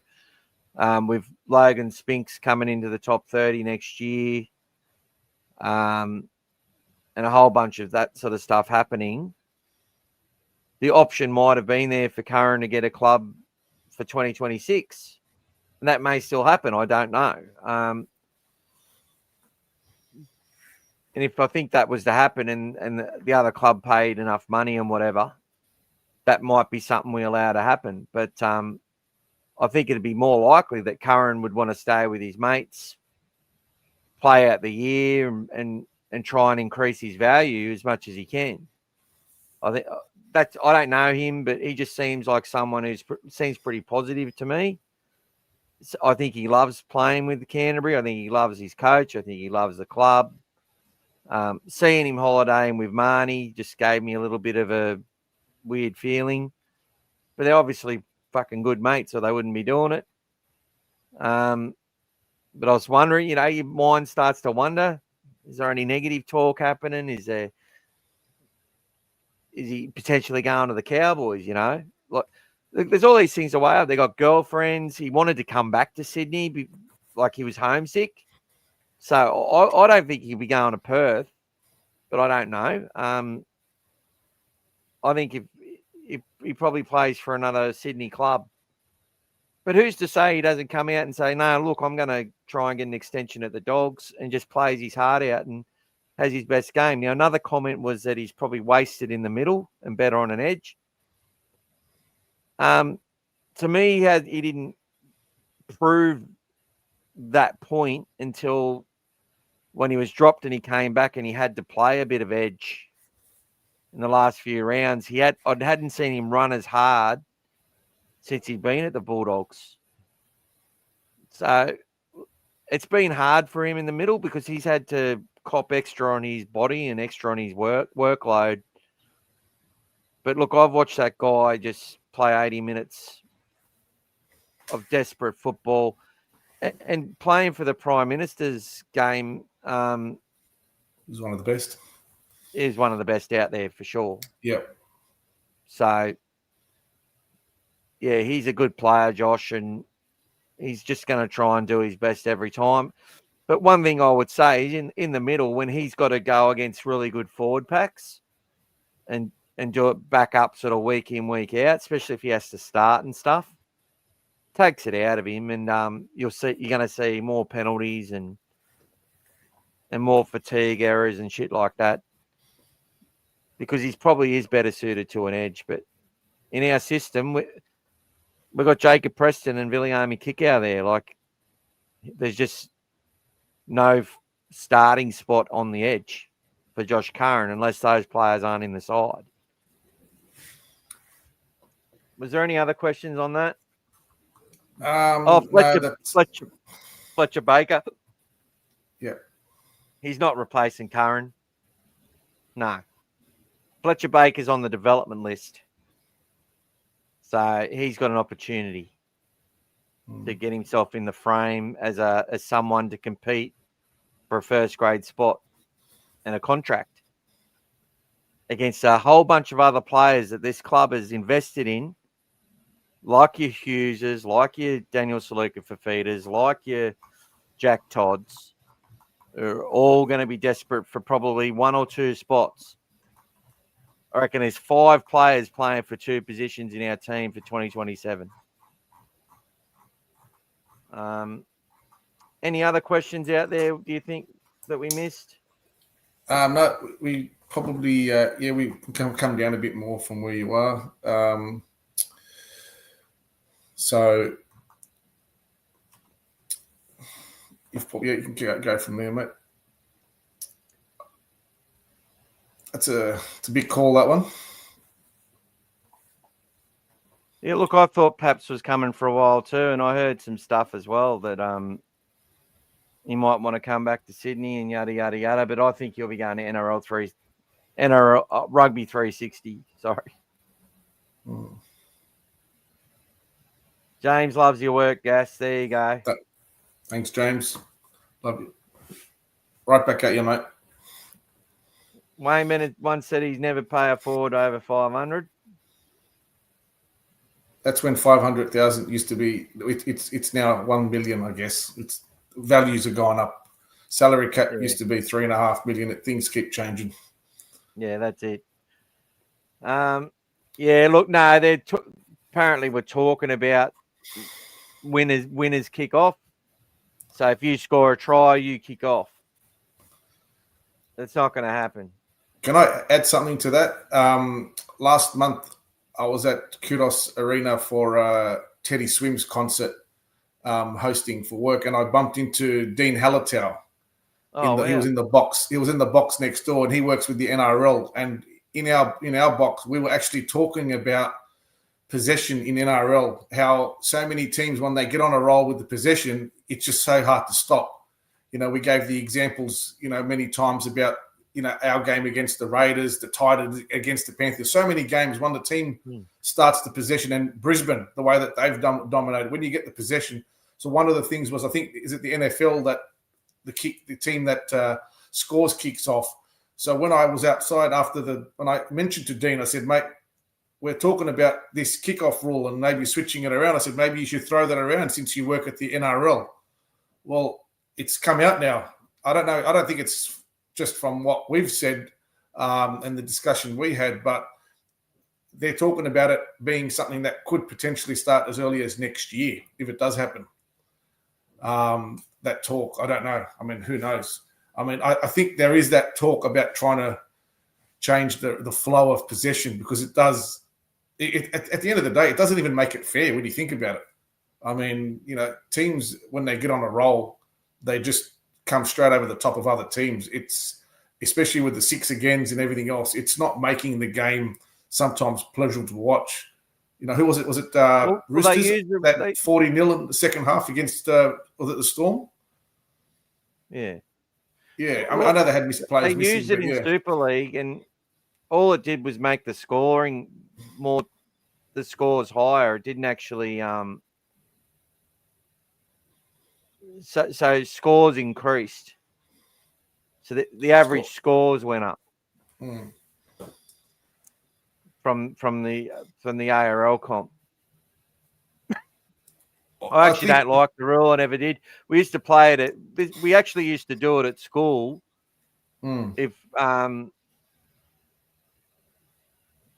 and look, for some teams they prefer it because they'd be like, yeah, we just scored. Now we want them to get the ball and we want to smash them and make them force them into a mistake.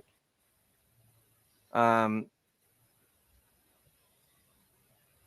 know Canterbury, one of our problems has been is when after we've scored, we knock on a lot. But also when we concede a try, the team who gets the next set tends to roll through the middle. That just seems to happen too often. Even under Serrato, I've noticed that. But look, momentum is a thing, but I'm just happy with that. I'm like, okay, we got to stop the momentum. How do we stop it? I think the dynamics changed from before with the 6 again rule. Without that rule, I don't think it happens as much. I think it's okay.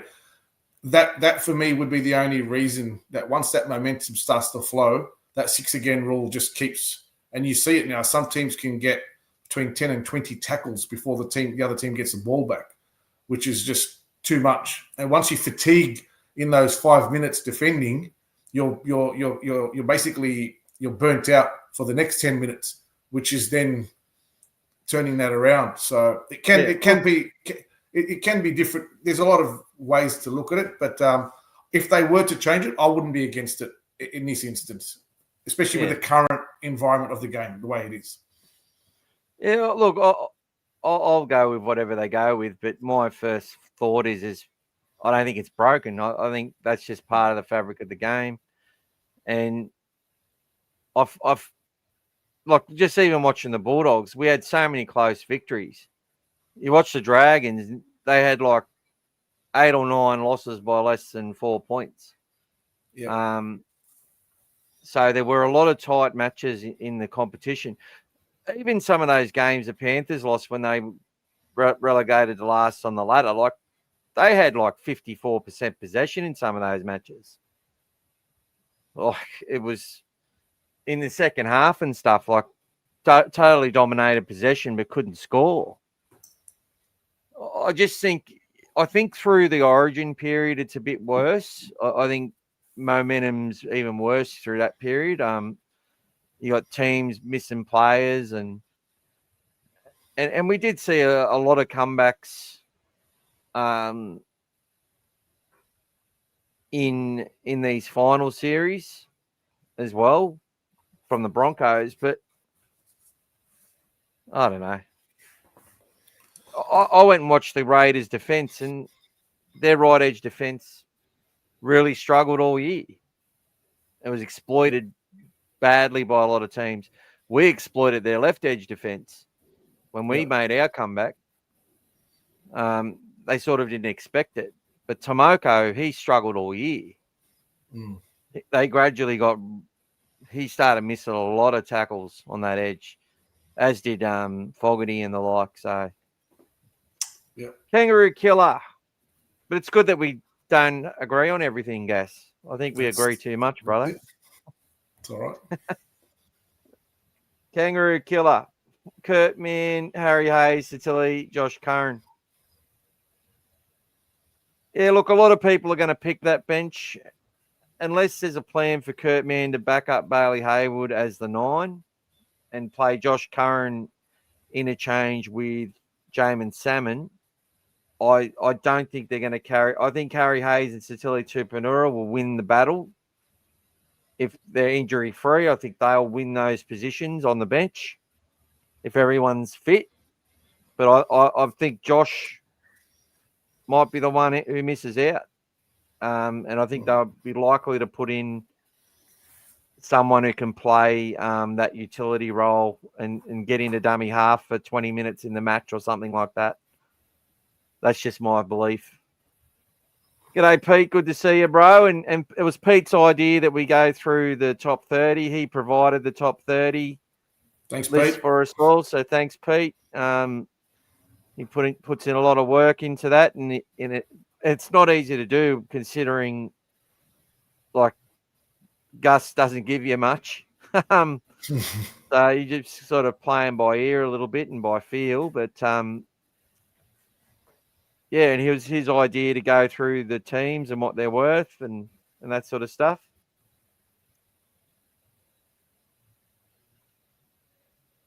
Scott says, won't teams say just let them score and we'll get the ball back?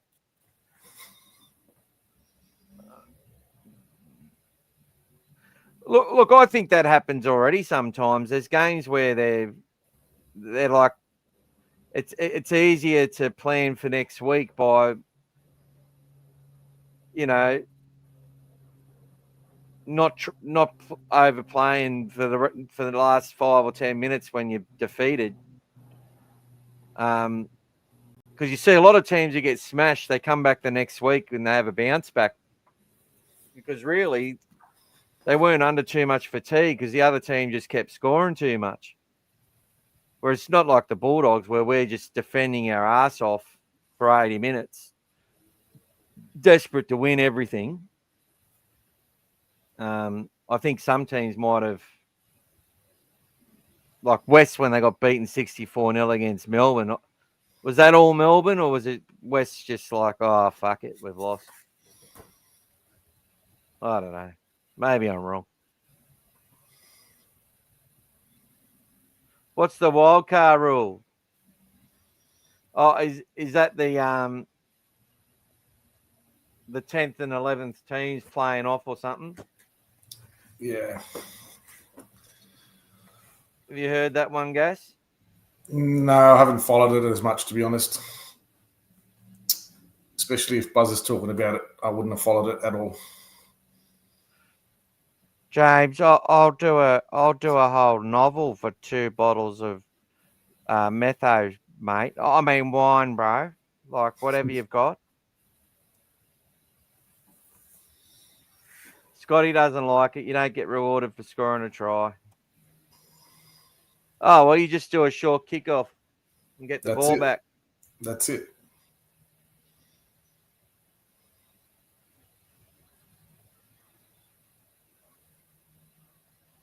We also changed it in Oztag. Oztag used to have it one way and they changed it another way. Same thing again.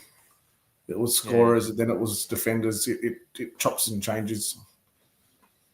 Yeah, look, you've got to constantly look at these things and see how they fall out in practice. But, yeah, honestly, whatever they come up with, that becomes the rule. Some people will love it, some will hate it.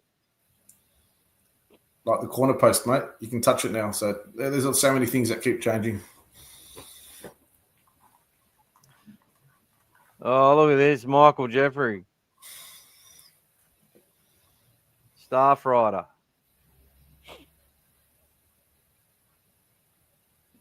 Just see if they posted me last thing.